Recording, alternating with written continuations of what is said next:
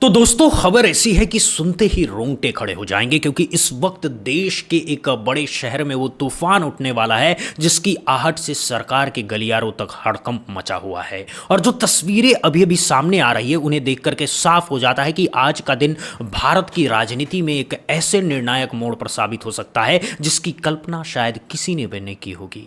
क्योंकि एक तरफ हजारों की तादाद में आक्रोशित छात्रों की फौज है, दूसरी तरफ पूरी पुलिस मशीनरी है और बीच में फंसा हुआ है वो एक नाम जिसने पिछले कुछ दिनों में पूरे सिस्टम की नींव हिला करके रख दी है। जी हां, मैं बात कर रहा हूं अभिजीत दीपके की और उनकी कॉकरोच जनता पार्टी की, जो आज नागपुर की सड़कों पर वो इतिहास लिखने जा रहे हैं जिसे आने वाली पीढ़ियां याद रखेगी। तो दोस्तों बने रहिए हमारे साथ क्योंकि इस पूरी खबर में आपको वो हर एक डिटेल मिलेगी जो किसी और चैनल पर शायद ही आपको देखने को मिले। नमस्कार, मैं हूं विकी कुमार और आप देख रहे हैं बुद्धा इंस्पायर्ड। तो दोस्तों हम बात कर रहे हैं उस ताजा अपडेट की जो अभी अभी नागपुर से आई है, जहां शाम 4 बजे संविधान चौक पर वो महाप्रदर्शन होने जा रहा है जिसकी तैयारी पिछले कई दिनों से चल रही थी। लेकिन कल जयपुर में जो कुछ हुआ उसके बाद हालात ने ऐसा रुख ले लिया है कि अब पूरा नागपुर एक छावनी में तब्दील हो चुका है। चप्पे चप्पे पर पुलिस तैनात है, दंगा नियंत्रण की पूरी प्लाटून मौके पर है, 4-4 डीसीपी लेवल के अधिकारी मोर्चा संभाले हुए हैं और इंटेलिजेंस इनपुट तो ऐसा बताया जा रहा है कि 2000 से भी ज्यादा युवा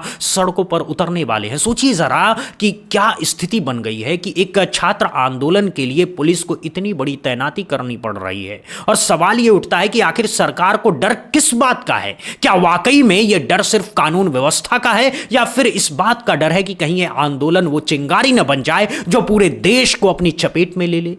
क्योंकि जिस तरह से कॉकरोच जनता पार्टी का नाम पिछले कुछ दिनों में हर जगह गूंज रहा है, जिस तरह से अभिजीत दीपके सोशल मीडिया से लेकर के सड़कों तक छाए हुए हैं, उसको देख करके सत्ता के गलियारों में बेचैनी साफ नजर आ रही है। दोस्तों अब आते हैं उस घटना पर जिसने पूरे आंदोलन को एक नया मोड़ दे दिया है। कल जयपुर में जब अभिजीत दीपके अपने समर्थकों के बीच मौजूद थे, उसी दौरान कुछ अज्ञात लोगों ने सरेआम उन पर हाथ उठाने की कोशिश की। ये एक ऐसी घटना थी जिसने पूरे आंदोलन को बारूद के ढेर में बदल दिया। और इसके बाद जो प्रतिक्रिया आई वो वाकई हैरान करने वाली है, क्योंकि हमले के बाद दीपके ने ना तो कोई उग्र बयान दिया, ना ही उन्होंने अपने समर्थकों को हिंसा के लिए उस्काया, बल्कि उन्होंने एक ऐसा रास्ता चुना जो आज की राजनीति में बहुत कम देखने को मिलता है। उन्होंने साफ कहा है कि चाहे कितने भी हमले हो जाएं, चाहे कितनी भी कोशिश की जाए उनकी आवाज को दबाने की, वो पीछे नहीं हटेंगे। और सबसे बड़ी बात यह है कि उन्होंने अंबेडकर और गांधी का रास्ता अपनाने की बात कही है। काही लोक होते ते त्यात काही नवीन नाही आहे। जेव्हा जेव्हा कोणी या सरकार विरोध बोलतात किंवा त्यांच्या विचारधारे विरुद्ध बोलतात ते लोक असे हल्ले करतात, काही नवीन नाही आहे। आवाज दाबण्याचा प्रयत्न होत आहे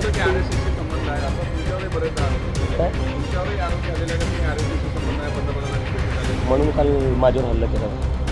तुमचा आवाज दाबण्याचा प्रयत्न होतो का? दुसरं काय करायचं नहीं। मुझे ये लग रहा है ये जो कल मेरे ऊपर हमला हुआ ये मुद्दे से भटकाने की एक कोशिश है, ये आवाज़ दबाने की कोशिश है स्टूडेंट्स की। तो इस पर हमें ज़्यादा कुछ करना नहीं चाहिए। हम हमारे मुद्दे पर टिके रहेंगे, चाहिए कितने भी हमले कर ले, कितना भी हमारे ऊपर हाथ उठा ले, हम अपना हाथ नहीं उठाएंगे। हम अंबेडकर और गांधी के रास्ते पर चलेंगे और जो 1 करोड़ स्टूडेंट्स हैं हम उनके लिए न्याय मांगते रहेंगे। हम उस डिमांड जो हमारी डिमांड है कि धर्मेंद्र प्रधान को रिज़ाइन करना पड़ेगा। 6 से 7 बच्चों ने सुसाइड करी है, 1 करोड़ से ज़्यादा बच्चों के साथ अन्याय हुआ है, उसकी उन्हें जिम्मेदारी लेनी पड़ेगी। हम पर हमले करने की जगह, हम पर हाथ उठाने की जगह आप अपना काम ठीक से करिए, हमें ये आंदोलन करने की। ये कोई छोटी बात नहीं है दोस्तों, क्योंकि आज के दौर में जब हर तरफ हिंसा और प्रतिहिंसा का माहौल बना दिया जाता है, ऐसे में कई नेता का अहिंसा के रास्ते पर चलने की बात करना अपने आप में एक बहुत बड़ा संदेश है। और शायद यही वजह है कि सरकार इतनी घबराई हुई है, क्योंकि जब कोई आंदोलन हिंसक होता है तो उसे कुचलना आसान होता है, लेकिन जब कोई आंदोलन अहिंसा के रास्ते पर चलता है तो वो असली खतरा बन जाता है सत्ता के लिए। खैर अब बात करते हैं आखिर ये पूरा मामला है क्या, क्योंकि हजारों छात्र सड़कों पर उतर आए हैं क्योंकि एक नई पार्टी रातों रात इतनी बड़ी ताकत बनकर के उभरी है। तो दोस्तों इसका जवाब छुपा हुआ है उस नीट पेपर लीक के मामले में जिसने पूरे देश के 1 करोड़ से भी ज्यादा छात्रों के भविष्य पर सवालिया निशान लगा दिया है। सोचिए जरा, वो छात्र जो दिन रात एक करके पढ़ाई करते हैं, वो अपनी जिंदगी के सबसे कीमती साल किताबों में लगा देते हैं, जिनके माँ बाप अपना पेट काट करके उन्हें कोचिंग करवाते हैं, उन छात्रों के साथ इतना बड़ा धोखा हो जाए तो उनका गुस्सा फूटना तो तो लाजमी है और इस गुस्से ने ही जन्म दिया है उस आंदोलन को जो आज पूरे देश में फैल चुका है। खबरों के मुताबिक इस पूरे मामले में अब तक 6 से 7 छात्र आत्महत्या कर चुके हैं। सोचिए कितनी दर्दनाक बात है। वो बच्चे जो डॉक्टर बनकर के देश की सेवा करना चाहते थे, जो अपने माता पिता का सपना पूरा करना चाहते थे, उन्होंने अपनी जान दे दी क्योंकि सिस्टम ने उनके साथ इतना बड़ा अन्याय किया। और जब इतना बड़ा हादसा हो जाए तो जिम्मेदारी तय होनी चाहिए या नहीं होनी चाहिए, यही सवाल पूछ रहे हैं अभिजीत दीपके और उनकी कॉकरोच जनता पार्टी। उनकी मांग एकदम साफ है कि केंद्रीय शिक्षा मंत्री धर्मेंद्र प्रधान को इस्तीफा दे ही देना चाहिए, देना ही पड़ेगा, क्योंकि जब इतने बड़े पैमाने पर गड़बड़ी हुई है, जब इतने बच्चों का भविष्य बर्बाद हुआ है, तो किसी न किसी को तो जवाबदेही देनी ही पड़ेगी। और सबसे बड़ी जवाबदेही उसी मंत्रालय की बनती है जिसके अधीन ये पूरा परीक्षा प्रणाली आती है। अब सवाल यह है कि क्या सरकार इस मांग के आगे झुकेगी? क्या धर्मेंद्र प्रधान का इस्तीफा होगा या फिर सरकार अपनी पुरानी रणनीति पर ही चलते हुए इस आंदोलन को भी कुचलने की कोशिश करेगी? यह एक ऐसा सवाल है जिसका जवाब शायद आने वाले कुछ ही घंटों में मिल जाए, क्योंकि जैसे ही नागपुर का संविधान चौक हजारों युवाओं से भर जाएगा, जैसे ही वहां से वो आवाजें उठेंगी जो पूरे देश तक पहुंचेंगी, तब सरकार को मजबूर होना ही पड़ेगा कि वो कुछ न कुछ कदम उठाए। और अगर सरकार ने इस बार भी छात्रों की आवाज को अनसुना किया तो यकीन मानिए ये आग बुझेगी नहीं बल्कि और भड़केगी। दोस्तों, अब आते हैं उस सबसे बड़े सवाल पर जो आज हर किसी के मन में घूम रहा है। क्या यह आंदोलन देश की सियासत में कोई बड़ा तख्ता पलट कर सकता है? क्या वो वही चिंगारी है जो आगे चलकर के एक बड़ी क्रांति का रूप ले सकती है? दोस्तों, इतिहास गवाह है कि जब जब छात्रों ने सड़कों पर उतर करके आवाज उठाई है, तब तब सत्ता को हिलना पड़ा है। चाहे वो जयप्रकाश नारायण का आंदोलन हो, चाहे वो मंडल कमीशन के खिलाफ हुआ आंदोलन हो, चाहे वो निर्भया कांड के बाद का जन आक्रोश हो, छात्र की एकजुटता ने हमेशा बड़े बदलाव लाए हैं। और अब जब 1 करोड़ से भी ज्यादा छात्र एक साथ एक आवाज में बोल रहे हैं, तब सरकार को यह समझ लेना चाहिए कि अब बात सिर्फ एक परीक्षा की नहीं रही, अब बात पूरे सिस्टम की हो गई है। अब बात उस भरोसे की हो गई है जो जनता का सरकार पर होना चाहिए। और जब भरोसा टूटता है तो उसे जोड़ना बहुत मुश्किल हो जाता है। खैर, वापस लौटते हैं आज की उस घटना पर जो नागपुर में होने वाली है। सूत्रों के मुताबिक पूरे विदर्भ क्षेत्र से युवा नागपुर की तरफ कूच कर रहे हैं। बसों में, ट्रेनों में, अपनी गाड़ियों में, जिस किसी साधन से भी हो सके हर कोई संविधान चौक पर पहुंचना चाहता है, क्योंकि सबको पता है कि आज का ये दिन इतिहास में दर्ज होने वाला है और हर कोई इस इतिहास का हिस्सा बनना चाहता है। उधर नागपुर के पुलिस कमिश्नर ने भी साफ साफ अल्टीमेटम दे दिया है कि कानून हाथ में लेने वालों को बख्शा नहीं जाएगा। यह बयान अपने आप में बहुत कुछ बयां करता है, क्योंकि एक तरफ शांतिपूर्ण प्रदर्शन की बातें हो रही है और दूसरी तरफ इतनी बड़ी पुलिस तैनाती की जा रही है। ऐसा क्यों? क्या सरकार को डर है कि कहीं आंदोलन हाथ से निकल न जाए, या फिर सरकार खुद ही चाहती है कि आंदोलन में कोई गड़बड़ी हो जाए ताकि उसे बदनाम किया जा सके? ये सवाल इसलिए भी उठता है क्योंकि कल जयपुर में जिस तरह से अभिजीत दीपके पर हमला हुआ, उससे कई तरह की आशंकाएं पैदा हुई हैं। कुछ लोगों का कहना है कि यह हमला साजिश के तहत किया गया है ताकि आंदोलन को असली मुद्दे से भटकाया जा सके। और खुद अभिजीत दीपके ने भी अपने बयान में ही ये बात कही है कि यह हमला उनकी आवाज को दबाने की कोशिश है। उन्होंने ये भी कहा है कि वो किसी भी हालत में हाथ नहीं उठाएंगे क्योंकि वो अंबेडकर और गांधी के रास्ते पे चलने वाले लोग हैं और जब तक 1 करोड़ छात्रों को न्याय नहीं मिल जाता तब तक वो अपनी लड़ाई जारी रखेंगे।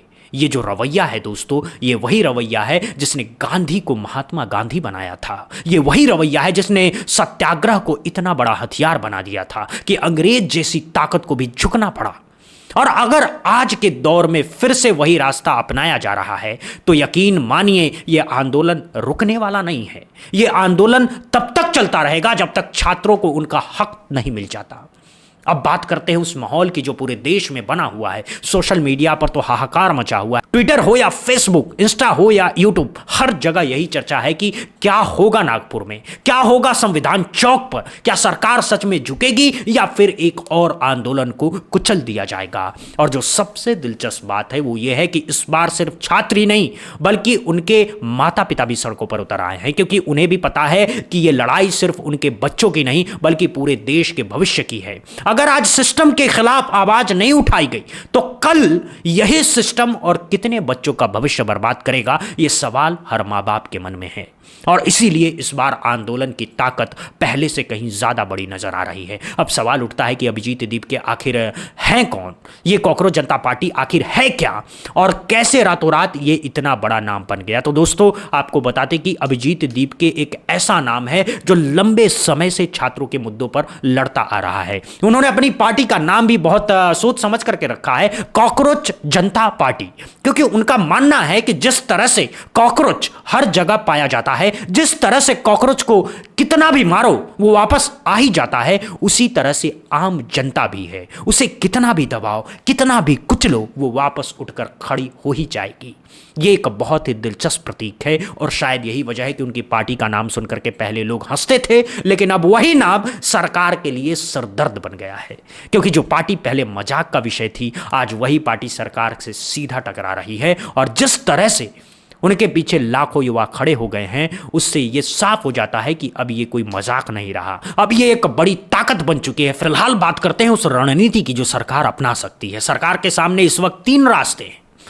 पहला रास्ता तो यह है कि वो छात्रों की मांग मान ले और धर्मेंद्र प्रधान का इस्तीफा करा दे, लेकिन ऐसा करने से सरकार की एक तरह से नैतिक हार होगी और यह सरकार के लिए बहुत बड़ा झटका साबित होगा। दूसरा रास्ता है कि सरकार आंदोलन को कुचलने की कोशिश करे, पुलिस के दम पर बल प्रयोग करे, लेकिन इस रास्ते से और ज्यादा नुकसान होगा, क्योंकि अगर शांतिपूर्ण आंदोलन पर बल प्रयोग किया गया तो जनता का गुस्सा सरकार के खिलाफ और भड़क उठेगा। और तीसरा रास्ता है यह है कि सरकार बातचीत का रास्ता अपनाए, छात्रों से मिले, उनकी मांगों को सुने और कोई बीच का रास्ता निकाले। अब देखना यह है कि सरकार कौन सा रास्ता चुनती है। हालांकि अभी तक तो सरकार की तरफ से कोई बहुत बड़ा बयान नहीं आया है और यह चुप्पी अपने आप में बहुत कुछ बयां करती है, क्योंकि जब कोई बड़ा हादसा होता है और सरकार चुप रह जाती है तो इसका मतलब है कि सरकार के पास खुद कोई जवाब नहीं है, और जब जवाब नहीं होता तो सरकार और भी ज्यादा कमजोर नजर आती है। अब आते हैं उन वॉलंटियर्स पर जो कल जयपुर में अभिजीत दीपके के साथ थे। उनके मुताबिक जब दीपके पर हाथापाई की कोशिश की गई तो वॉलंटियर्स ने तुरंत हरकत में आते हुए हमलावरों को पकड़ लिया और मौके पर मौजूद पुलिस ने भी फौरन हस्तक्षेप किया। आरोपियों को हिरासत में लिया गया और अब उनसे पूछताछ की जा रही है। हालांकि सबसे बड़ी राहत की बात यह है कि अभिजीत दीपके पूरी तरह सुरक्षित हैं और घटना के कुछ ही देर बाद उन्होंने मन की बात अपने समर्थकों से साझा भी की है। उन्होंने यह भी बताया है कि कैसे आरएसएस और सरकार विरोधी बोलने वालों के खिलाफ इस तरह की हरकतें पहले भी होती रही है। यह कोई नई बात नहीं है, लेकिन जो बात नई है वो ये है कि इस बार जनता का गुस्सा पहले से कहीं ज्यादा बढ़ गया है और इस गुस्से को रोकना अब किसी के वश की बात नहीं रही है। अब आते हैं आज शाम 4 बजे के उस घड़ी पर जब नागपुर का संविधान चौक एक ऐसी तस्वीर देखेगा जो शायद उसने पहले कभी नहीं देखी होगी। हजारों युवा, लाखों आंखें टीवी पर लगी होंगी, करोड़ों दिल धड़क रहे होंगे और एक ऐसा फैसला होगा जो आने वाले कई दिनों तक देश की राजनीति की दिशा तय करेगा। ट्रैफिक डायवर्जन पूरी तरह से सख्त कर दिया गया है, चप्पे चप्पे पर पुलिस तैनात है, ड्रोन से निगरानी हो रही है, सीसीटीवी कैमरे से हर हलचल पर नजर रखी जा रही है और बीच में हजारों युवा हैं जो एक ही मांग कर रहे हैं और वो मांग है इस्तीफे की। उन 1 करोड़ छात्रों के लिए इस्तीफा जिनके साथ पेपर लीक के नाम पर बहुत बड़ा अन्याय हुआ, उन 6-7 बच्चों के लिए इंसाफ जिन्होंने अपनी जान तक दे दी और उन लाखों परिवारों के लिए इंसाफ जिनके सपने इस सिस्टम ने तोड़ दिए। अब फैसला आपके हाथ में है दोस्तों। आप क्या सोचते हैं? क्या यह आंदोलन सफल होगा? क्या धर्मेंद्र प्रधान को इस्तीफा देना ही पड़ेगा? क्या कॉकरोच जनता पार्टी सरकार को झुकाने में कामयाब होगी या फिर एक बार फिर से छात्रों की आवाज सिस्टम के शोर में दबा दिया जाएगा? अपनी राय कमेंट करके जरूर बताइएगा, क्योंकि आपकी राय हमारे लिए बहुत मायने रखती है और आपकी आवाज ही असली ताकत है इस आंदोलन की, क्योंकि जब आम जनता बोलती है तो बड़े बड़े तख्ता पलट हो जाते हैं। इतिहास इसका गवाह है दोस्तों, और शायद आज का यही दिन भी इतिहास का एक नया पन्ना लिखने जा रहा है। हम आपको पल पल की अपडेट देते रहेंगे। नागपुर से जैसे ही कोई बड़ी खबर आती है हम सबसे पहले आप तक पहुंचाएंगे, इसीलिए हमारे चैनल पर बने रहिए। हमें सब्सक्राइब करना मत भूलिए, बेल आइकन जरूर दबाइए ताकि हर बड़ी खबर सबसे पहले आप तक पहुंचे। और अगर यह वीडियो आपको पसंद आ रहा हो तो लाइक का बटन जरूर दबाएं। अपने दोस्तों और रिश्तेदारों के साथ शेयर भी कीजिए ताकि ज्यादा से ज्यादा लोगों तक यह सच्चाई पहुंच सके, क्योंकि जब सच्चाई फैलती है तो झूठ का पर्दा अपने आप ही गिर जाता है। अब एक बार फिर से बात करते हैं आज की पूरी स्थिति की। एक तरफ है सत्ता की पूरी ताकत, हजारों पुलिसकर्मी, दंगा नियंत्रण की टीमें, 4-4 डीसीपी, खुफिया एजेंसियां, और दूसरी तरफ है हजारों युवाओं की भीड़ जो बिना किसी हथियार के, बिना किसी हिंसा के सिर्फ अपनी आवाज के दम पर लड़ रही है। यह तस्वीर अपने आप में बहुत कुछ बयां करती है। यह तस्वीर बताती है कि आज के दौर में भी अहिंसा सबसे बड़ा हथियार है। यह तस्वीर बताती है कि जब जनता एकजुट हो जाती है तो बड़े से बड़े तानाशाह भी घुटने टेक देते हैं। और शायद यही वजह है कि सरकार इतनी डरी हुई नजर आ रही है, क्योंकि उसे पता है कि अगर यह आंदोलन सफल हो गया तो कल को और भी आंदोलन उठेंगे, फिर हर मुद्दे पर जनता सड़कों पर उतर आएगी और तब सत्ता को संभालना बहुत मुश्किल हो जाएगा। इसीलिए सरकार चाहती है कि किसी भी तरह से इस आंदोलन को कुचल दिया जाए। लेकिन सवाल यह है कि क्या यह संभव है? क्या करोड़ों छात्रों की आवाज को इतनी आसानी से दबाया जा सकता है? क्या लाखों युवाओं के सपनों को इतनी आसानी से कुचला जा सकता है? इसका जवाब शायद आज शाम तक मिल जाए। फिलहाल हम आपसे अपील करते हैं कि आप इस मुद्दे पर अपनी आवाज उठाइए, चाहे आप किसी भी विचारधारा से हों, चाहे आप किसी भी पार्टी के समर्थक हों। लेकिन जब बात देश के 1 करोड़ छात्रों के भविष्य की हो, जब बात उन परिवारों की हो जिनके बच्चे आत्महत्या कर रहे हैं, तब हमें राजनीति से ऊपर उठ करके इंसानियत के नाते सोचना चाहिए और सच का साथ देना चाहिए। क्योंकि अगर आज हम चुप रह जाएं तो कल हमारे बच्चों के साथ भी यही होगा, और तब हम किसके पास जाएंगे? तब कौन हमारी आवाज सुनेगा? इसीलिए आज ही जागिए, आज ही बोलिए और आज ही सच का साथ दीजिए। बस इसी के साथ हम विदा लेते हैं इस खबर से, लेकिन हम वापस आएंगे, बहुत जल्द वापस आएंगे नागपुर की उस ताज़ा अपडेट के साथ जो आज शाम तक आने वाली है। तब तक के लिए हमारे साथ बने रहिए, बुद्धा इंस्पायर्ड पर भरोसा बनाए रखिए, क्योंकि हम वो खबर लेकर के आते हैं जो दूसरे चैनल आपको नहीं दिखाते हैं। हम वो सच दिखाते हैं जो दूसरों को दिखाने की हिम्मत नहीं होती। इसीलिए हमारे साथ जुड़े रहिए, हमें फॉलो करते रहिए, और देश और दुनिया की हर बड़ी खबर के लिए बुद्धा इंस्पायर्ड को सब्सक्राइब करना मत भूलिए। धन्यवाद। जय हिंद, जय भारत दोस्तों।